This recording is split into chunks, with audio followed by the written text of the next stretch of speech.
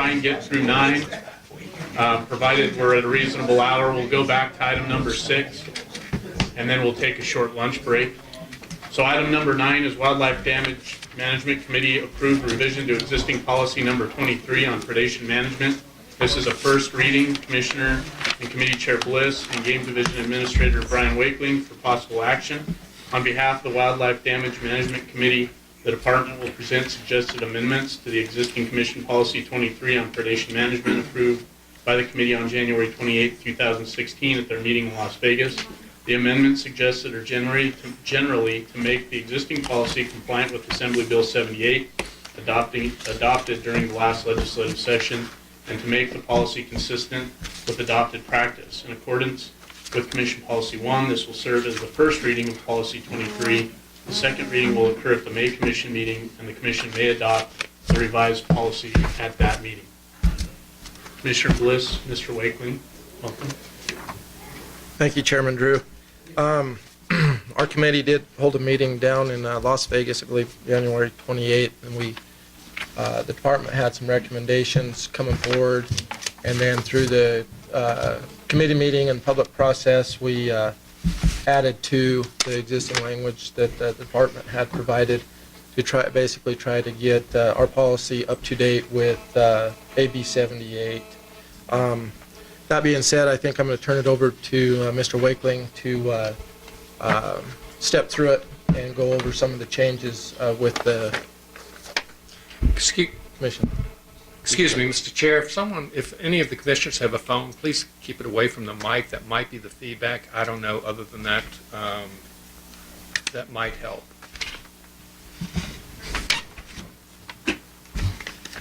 Mr. Wakeling. Thank you, Mr. Chairman, Committee Chairman Bliss, members of the Commission. The package that you have in front of you tries to walk you through kind of the process we used, and there's a lot of attachments to the memo. The first attachment is actually AB 78, the way it was enrolled. And so everybody has a copy of that. They can see the changes that were made to the various NRSs.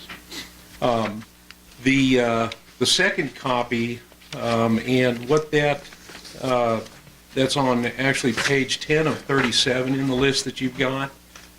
This is the set of edits that the department went through. The department made an effort to go through this using track changes, to be able to identify and make the document more consistent with basically the practice that the committee had been using, and also to make it compliant with AB 78.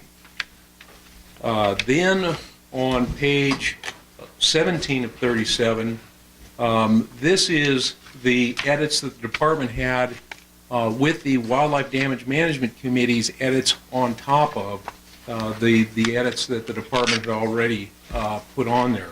So that kind of demonstrates all the changes that had been made to that point. And then on page 24 of 37, attachment 4, this clearly identifies the changes that the Wildlife Damage Management Committee made to the document if we were to accept all of the changes that the department had made. And then finally, on page 31 of 37, this is what the document would look like if all of the amendments to the existing policy were accepted. The one thing that you would note, looking just one page earlier, page 30 of 37, there's a yellow highlighted section in there. And when we left the Wildlife Damage Management Committee, the Wildlife Damage Management Committee had given the department direction to seek a little bit of clarity on the presentation of raw data at the end of as part of the predator report. One of the things that are often used, two terms that are often used interchangeably, are the predator report and the predator plan, and they're actually two separate documents. And the policy kind of walks through the preparation of both of those. Policy 23 spells out that at the end of each fiscal year, and so at that point, at the end of June of this year, we will start seeking the reports for the activities that were conducted under the fiscal year 16 predator plan. And those documents are enclosed and presented to the commission in November as a report. And that has any summary reports on lethal removal that may have occurred, and it also, what this yellow section, highlighted section says, excluding any sensitive data, proprietary information, or time-sensitive locational data. And that was the clarity that the committee asked the department to seek before we brought this forward. And so that's the only difference there. And since that time, with if you at page 31 of 37, under the definition of predation management, there's a couple of little details here that I want to bring to the committee's attention and to the commission's attention. I think that in some cases we may have some need to make some further revision to this, but underneath the definition of predation management, the very last line, it's even though AB 78 removes habitat management or habitat modifications, just as it removed education from those eligible activities, it notes here that it may also include, and this is the definition of predation management, it may also include the enhancement of various wildlife habitats according to the best available science as it relates directly to predator-prey relationships. While it speaks to that specifically here, this is part of the definition and it doesn't allocate any expenditures of dollars. And so I think that this reference in this portion of the document is still appropriate. However, if you look on page 33 of 37, under policy B, policy for wildlife management activities, and you look at section 6 and section 7, bring this to the commission's attention that it reflects here that habitat restoration efforts are mentioned and habitat projects under section 7, habitat projects may be considered. Because AB 78 removed habitat as one of the activities specifically identified. It does not exclude it, but it also does not specifically state that it's something that's eligible. Those two sections may be something that the commission and the committee may want to consider striking from the policy as well. So that's kind of a brief overview of what we've done and how we did it. Are there any specific questions that the commission may have? Brian, thank you for that. And I had asked that same question on the habitat piece, and I would tend to agree with your recommended changes, basically leaving the last line under the definition in, but removing items 6 and 7 on page 3 of the policy. I think I would concur with that. So I appreciate you clarifying that. Are there questions or comments from the commissioners? Commissioner Bliss, anything you wanted to add from the committee standpoint? No, the only thing is, we give direction to staff to come up with the language on the sensitive data, and I like the language and think it hits where we need it to be. So, Anything else? Questions for Mr. Wakeling or further discussion by the commission? Commissioner Johnston? I'll just make a brief comment. When this was addressed at our committee meeting, there was, I think, several public comments that this commission should not be changing policies simply because there was a change in the law. And I think when there is a significant policy shift at the legislative level that requires you to go back and relook at your policies that are following a statute, that in fact you do need to take a look at the commission policies to make sure they are still consistent and following the legal mandate that's handed down by the Nevada legislature. So I just wanted to address that. I understand I didn't really understand the public comments that we received, that we should just keep the policy the same as it was, even though there's a new law and therefore a new policy decision made by the legislature. I just believe that when we have a significant change in the law that mandates how money is going to be used or something to that effect, that updating the commission policy in that regard is entirely appropriate. Anything else from the commission? All right. County Advisory Board input on item 9, first reading of policy 23. Seeing none, public comment, item 9.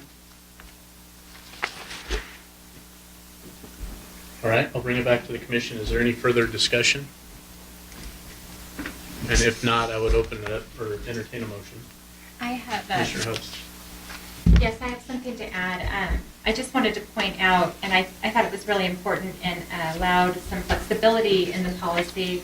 Brian, and you didn't mention it, I thought you might, under the predation management plan, I think it was page 36, some provisions in there for flexibility if things should arise or plans need to be changed, or if there are emergency plans, leaving the department with the power to be flexible in those situations and develop new plans as needed.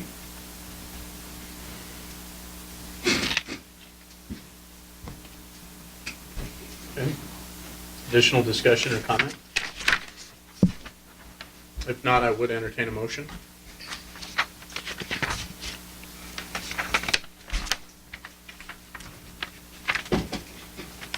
Chairman, I just wanted to clarify really quickly. So we're going to try to pass the policy 23 as drafted today? This would be the first reading, so if there's any changes, I'd like to see them made today. So when we go into our second reading and for approval in May, it's clear what changes have been proposed by this body. So if there's any changes that need to be made, I would encourage you to include that in the motion. And at this point, I think the only two that I've heard is removal of items 6 and 7 from page 3. That way, when it goes back out to the counties and the public, it's clear what the changes are and what the final document would look like that we'd have up for a second reading and approval in May. Mr. Chairman, I would move that we advance policy 23 as drafted for a second reading with the following change, that items B6 and B7, which are on pages 33 and 34 of 37, be removed for the second reading. I'll second that. Okay, I have a motion by Commissioner Johnston and a second by Commissioner Bliss to advance policy 23 to a second reading with the following changes, removing items B6 and B7 and moving it forward again for a second reading and approval with those changes. Is everyone clear on the motion? Is there any discussion or question? Okay, all those in favor, please signify by saying aye. Aye. All opposed? Motion carries unanimously. Thank you, Mr. Chairman. Thank you. With that, we'll close item number 9, and at my call, we'll move back to item number 6, Humboldt County Elk Subplan, first reading. Committee Chairman Eddie Booth and Western Region Biologist 3 Ed Partee for possible action. The Commission will be presented with the draft Humboldt County Elk Subplan for review and possible action. Subsequent to this process, the draft Humboldt County Elk Subplan will be brought before the Humboldt County Commission for their approval and the Nevada Board of Wildlife Commissioners for final adoption. The Commission may move forward questions and needs for clarification to the local subplan committee for their feedback prior to final approval. Before I turn it over, I would just like to say that I really appreciate all the members of the subplanning committee. Some of them are here today. I know it was a long road. There was a lot of discussion, a lot of inputs. We're not quite there. It is my intent, again, to treat this with 2 readings, so this would be the first of 2 or more if needed readings. Any clarifications or questions that we have, I would like to go back to the subcommittee so they have an opportunity to address any of the needs for clarifications or questions that we have. So just to be clear, we're not going to be approving the plan today. Similar to our last agenda item, it's a first reading, and so long as we get the input back from the county commission and the subcommittee, I'm fine putting it on for a second reading in May with the potential for approval. So Are there any questions in terms of process at this point? Okay. I will say that I did receive some correspondence from Mr. Schweikert, and there was a request for some comment, and I'll let you know where we stand with that after we take the input. But I got your cover letter and some of the attachments, but not all of the attachments, including the marked up portion of the plan. And so we need to figure out a way to get those documents back out to this commission, and in my opinion, back out to the committee, because I don't believe they have yet seen those proposed changes. So Suzanne, I'll work with you on how we do that. It may mean that we do a flash drive or a CD, because a lot of the emails simply weren't accepting the big email sizes. So we'll figure out a way to get that to everyone at this point. With that, Mr. Partee, Mr. Booth, why don't you come on up? Welcome. Good afternoon. I'm Eddie Booth with the chairman of the Humboldt County Elk Subplan Committee. For the record, Ed Partee, game biologist, Humboldt County. I guess I'd like to start off by presenting the plan to the commissioners on behalf of the Humboldt County Elk Subcommittee, and also extend a thank you to Commissioner Drew and Commissioner Morai for attending most of those meetings. As most of you know, the committee was formed in May by this commission. After that point, we had our first meeting in June. We had a total of about 8 meetings, and they ended in February. We didn't have one in November just due to the holiday. During these meetings, we had a lot of correspondence, a lot of presentations, both economic and educational experiences or presentations for the committee. Both Mr. Booth and myself attended 5 county commission meetings prior to this meeting to get input from counties at that time, and everything that we received from the counties, they were pretty well accepted of the plan. The only comments that I heard at the ones that I attended was the numbers were a little low in the plan, and I didn't actually go to the Humboldt County one because there was Washoe County the same night, so Mr. Booth attended that one. During this whole process, we actually attended the Humboldt County Commission meeting a total of 3 times. The first time I did was right when the committee was first getting started, just to give the Humboldt County commissioners kind of an update how this process was going to take place. Once we had kind of a fairly good draft, Mr. Booth and I went in front of the County Commission again on January 4th and presented that. At that time, they asked if we would hold off bringing it back until we saw this committee, just in case there was more changes to be had. I believe on February 1st, Mr. Booth and I attended the committee, or the county advisory board one more time, just more of an audience. And I believe that was the time that Mr. Schwaggart and the branches he was representing presented to the county commission as well. And with that, if Eddie has anything else to add. Yes, thank you. Great job by Mr. Partee. He had everything prepared for us for the committee of 15 variation of members of our county were on the committee. I'd like to thank the commission for the opportunity to represent not only Humboldt County, but the Nevada Department of Wildlife. It was a learning experience for me. One of the important aspects of our committee was that I was informed and kept informed by NDOW officials, Mr. Chairman Drew, Jack, Pete, Mike Scott. So it was interesting because I thought it would take about 3 months and it would be done, and it wasn't. So with that, I'd like to thank you for the opportunity there. We also were informed that we had to use the public, we had to inform the public using the open meeting laws. We made sure we did that. One of our committee members, Ron Cherry, who's one of our county commissioners, requested that we provide it to our local newspaper.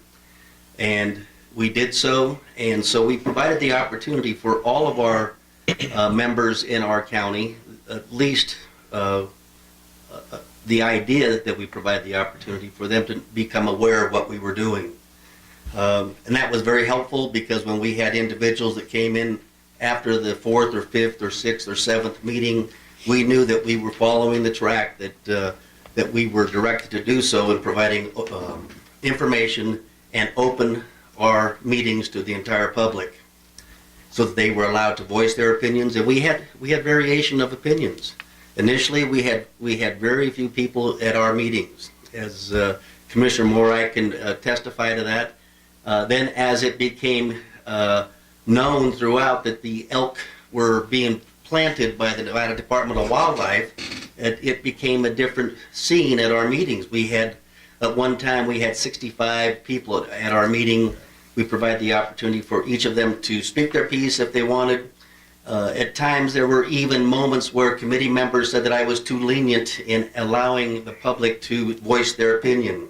But in retrospect, I believe by allowing everybody to voice their opinion, I think that we came to a conclusion that was based upon information that we received from third-party individuals, information that we received from the Department of Wildlife, and it was a compromise in making the decisions that we did. With those, with the information that we received, there again, I'm not a biologist, but I think it was important that we had third-party individuals attend our meetings, give the committee information so that we could make an informed decision. Because initially, our committee voted to have numbers in areas of Humboldt County, and we did not have all the information. So when I say initially that we learned from this committee and from this operative to represent our county for an elk plan, we learned the hard way, because we made decisions without good information. Once we brought third-party individuals in, the decisions that the committee made, I think, are very good, because it is a compromise for all parties. Any questions? Questions for Mr. Booth or Mr. Partee? Commissioner Moran? Thank you, Mr. Chairman. First of all, I'd like to commend both of these individuals for the way the meetings were conducted. Eddie Booth, I think you did a very good job. At times, those meetings could have gotten heated, and you appropriately took breaks and had the right comments to keep the meeting rolling in a favorable manner. And Ed Partee, he did everything that was asked of him, and in pretty much a neutral vein. And there were some things that the way votes went and the way things were discussed, that I got a sense that maybe at times you wanted to stand up and stomp your foot or something like that, but you didn't, and I commend you for that. That what from my perspective, what the committee got and what the public got was a fair representation from the Department of Wildlife as the way that information came forth. A couple of questions that I have that and I hope that I always tried to make it clear in any of my comments at those meetings, is that in my mind this is a Humboldt County. You guys have control of your own destiny, and your decisions carry the weight in my mind. But a couple of questions that I had at those meetings, there was discussion and I believe some decisions on triggers for when the elk numbers were, for example, say the number was set at 100 or at 200, there was going to be a trigger in there where you would ramp up control efforts or hunting before you reached that number. And maybe I missed it. Did I miss it in the plan or in this draft, or what ended up happening with that? No, I believe it still is in the draft. You might have missed it in there, but it says at 75% of that top number. That's where that 75% came in. Okay. And, I mean, I can flip through it and tell you what page, but. No, yeah, if it's in there, because I was trying to skim through it when that, when that came to mind. Another question that I have is that I don't know whether it was cleared up or maybe I'm not clear on how the process goes on the Sheldon. Your committee had discussion of when NEPA would be started. Yeah, the Sheldon doesn't feel that they need to start NEPA for having a hunt, and I'm not sure if they use the term NEPA or not, but they have to go through a process to see if a new hunting practice on the Sheldon is going to be, advantageous, is there going to be conflict or anything like that. They didn't want to start that process until elk, started showing up there in numbers, and then they figured it's a 2-year process to do that. Some of the questions that came out of that was there's still some private ground associated with the Sheldon, and we were asked at that time if we'd be able to take care of the private ground if depredation problems occurred there, and the answer on that was yes, even though the Sheldon doesn't necessarily have a hunt at that time. Does that kind of answer? Yes, it does, and that was my concern, is that there would be a 2-year lag Right. from the time that process was started, and in the plan, it states that there are occasional elk in the Sheldon, in that unit group, or in that unit. And I guess my thinking is, why not, if it's going to be a 2-year process, why not start it now? That's U.S. Fish and Wildlife's call as to when that happens? That is correct, and that was a lot of concern on the committee's part as well. They were really concerned about, okay, if we have to wait 2 years and there's 100 elk that show up, by the time you get your process done, we could be up to 600 or 700 elk. So that was very much a concern. On a side note, on other meetings that the Department of Wildlife has had with the Sheldon, we've discussed that, and they're standing pretty firm on that they would really like to have that 2-year process. If they start having elk show up, they didn't really indicate a number, then they would start that process. For the benefit of the commission, we did have Brian Day on the committee, so he's well aware of what is happening with the Sheldon Antelope Range. That's all I have. Additional questions or comments, Commissioner Hubbs? Yes, thank you. I just had a quick question in regard to your comment about that it sounded like you said that they were transplanting elk in that area, and then the report says that they decided not to do that, but that they're going to have pioneering elk only. Is that? I was just trying to decipher which is what. Well, yeah, that was a big thing.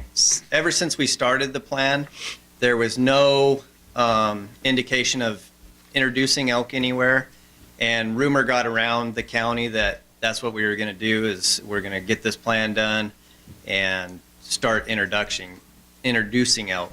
When we originally wrote the plan, the word introduction was in there, so I could see where that part might have come in. But also in the plan at that time, it said this plan is going to be for pioneering elk only.